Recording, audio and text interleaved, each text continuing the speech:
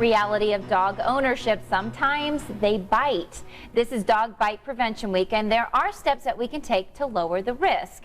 More on that. We are joined once again this morning by our pet vet, Dr. Jennifer Crow from Noah's Animal Hospital. Why do dogs bite?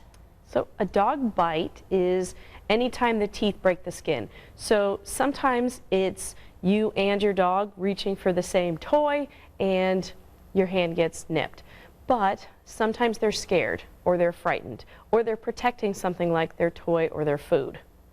So for a nip, maybe it becomes a bite. What's the difference on that? So really it is any time that the skin is broken and that there is blood exposed.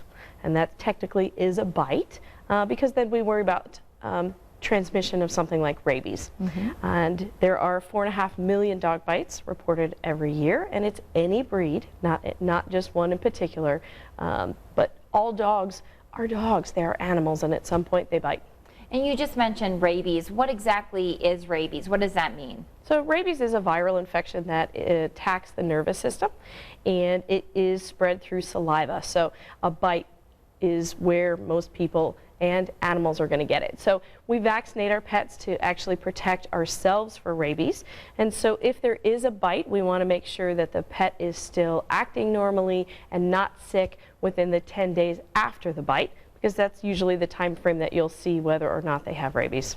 Is that an annual shot that they get for rabies? It can be every 1 to 3 years, depending on the product that's being used. And in Indiana, it has to be given by a veterinarian. So it's a law, actually. It is a law, actually. So you want to make sure that your pet stays up to date with the rabies vaccine. And then you want to, when you're out in public, if you know that your dog is scared of children or people in hats, be aware of those things. And if you want to pet somebody else's dog or cat, ask first. Right. And be aware of the dog's body language. Most of them don't just bite without having some sign that they're scared, they're nervous, and maybe you should leave it alone.